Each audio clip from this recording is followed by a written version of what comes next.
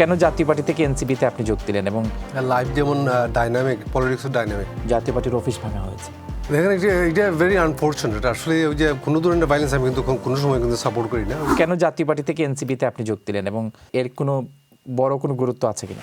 Life যেমন dynamic, পলিটিক্সও dynamic. তো আমি যেমন আমার কিছু কিছু প্রিন্সিপাল ছিল যেটা দেশের ক্ষেত্রে, উন্নয়নের ক্ষেত্রে যেত।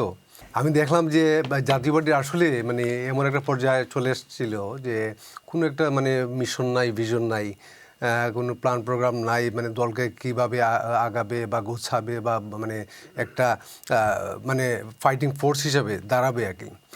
তো এর জন্য আমি একটু হতাশ ছিলাম আর কি দীর্ঘদিন থেকে। আমি কিন্তু মানে 23 সালের ডিসেম্বরে কিন্তু আমি অফিসিয়ালি কিন্তু রিজাইন করি। রিজাইন করার পরে আমি 2023 সালের ডিসেম্বরে এটা অভ্যুত্থানের আগে। তারপরে আমি বেশ কিছুদিন মানে জাস্ট ছিলাম, নীরব ছিলাম আর কি। আর অভ্যুত্থানের পরে কিন্তু আমি আবার ছাত্র আন্দোলনকে আমি সমর্থন জানাই। তারপরে ধীরে ধীরে ধীরে মানে যখন এনসিপি কমিটি হয় তখন এনসিপিতে আমি যোগ দিই আর কি। এগুলো আমার অবস্থান, কারণ আমি অভ্যুত্থানকে সাপোর্ট করি পুরোপুরি এবং আমি বিশ্বাস করি যে তাদের যে স্বপ্ন, যে আশা আকাঙ্ক্ষা, এগুলো কিন্তু আমার সাথে যায়। এর জন্য আমি এনসিপিতে আমি যোগ দিই আর কি। এনসিপি তো জাতীয় পার্টিকে উৎপাটন করতে চেয়েছে। আমরা দেখেছি এনসিপির সমর্থনে, এনসিপি দল হিসেবে নয় কিন্তু তাদের সমর্থকরা গণ অধিকার পরিষদ সহ বিভিন্ন অভ্যুত্থানের শক্তির সমর্থনে জাতীয় পার্টির অফিস ভাঙা হয়েছে এবং তাদের অফিস পুড়িয়ে দেওয়া হয়েছে।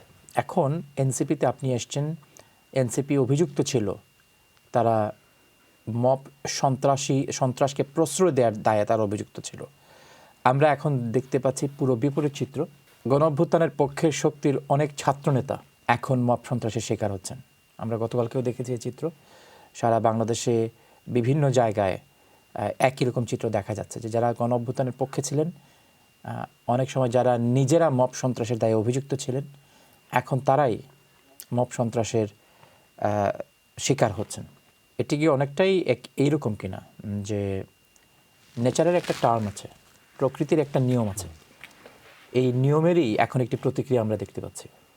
দেখেন এটা ভেরি আনফর্চুনেট। আসলে ওই যে কোনো ধরনের ভাইলেন্স আমি কিন্তু কোনো সময় কিন্তু সাপোর্ট করি না। ওই যে জাতীয় পার্টির অফিসটা পুড়িয়ে দেওয়া, এটা কিন্তু আমি নিন্দা জানাই। এনসিপি করলেও আপনারা নিন্দা জানান? হ্যাঁ, অবশ্যই। এবং কোনো সময় মানে এই জিনিসটা ধারাবাহিকভাবে চলুক, এইটা আমি কিন্তু কামনা করি না।